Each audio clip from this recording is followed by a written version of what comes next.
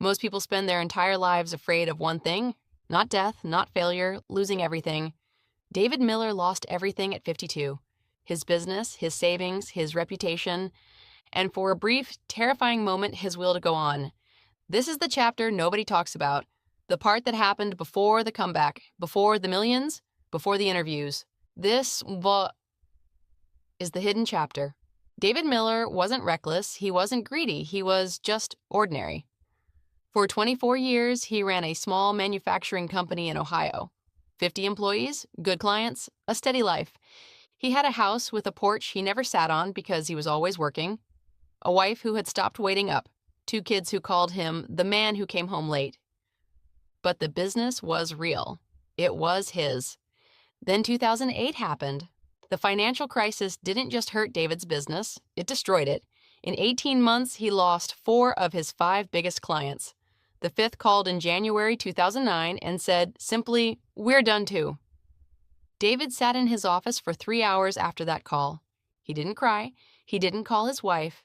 He just sat there staring at a wall that held 24 years of photos, plaques, and memories. Then he picked up his phone and called his accountant. The accountant said 4 words David had never imagined hearing about his own business. You need to file. Bankruptcy people think is a legal process. It is. But it's also something else entirely. It's standing in your kitchen at 6 a.m., unable to tell your wife what happened because the words won't come. It's watching your employees, people who trusted you, pack their desks on a Tuesday afternoon. It's being 52 years old and suddenly not knowing what you are anymore because the thing that defined you for a quarter century is gone. David moved through those months like a ghost. He applied for jobs management roles, consulting positions, anything. He got interviews. He was experienced, articulate, clearly capable. But interviewers kept asking the same quiet question. So, what happened to your business? And when he answered honestly, the calls stopped coming.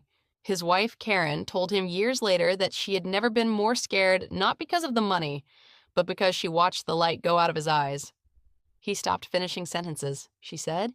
He'd start to say something and then just trail off, like he forgot what words were for. For 11 months, David Millar disappeared into himself. And then one Tuesday morning in March 2010, something small happened. His grandson, 4 years old, name of Eli, climbed into his lap, handed him a broken toy truck, and said, "Grandpa, fix it." And that David stared at that toy for a long time. Then he fixed it.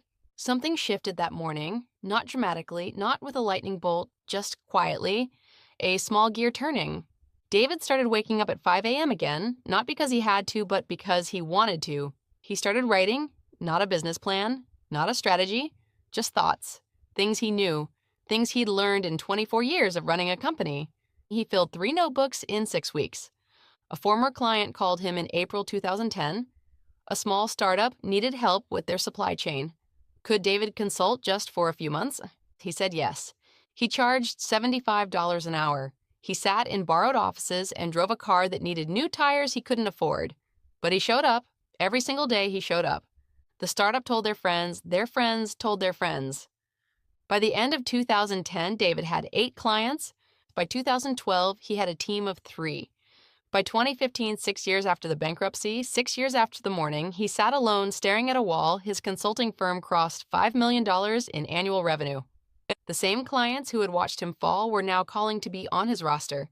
He took their calls. He held no grudges because David Millar had learned something that most people only understand in theory.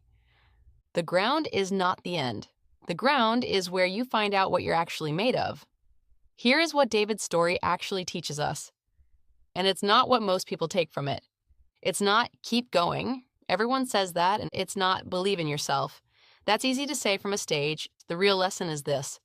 The comeback didn't start with a big decision. It started with fixing a toy truck for a 4-year-old boy on a Tuesday morning. It started with one small, useful thing. When everything is gone, your title, your money, your identity, what remains is your ability to be useful to someone in front of you.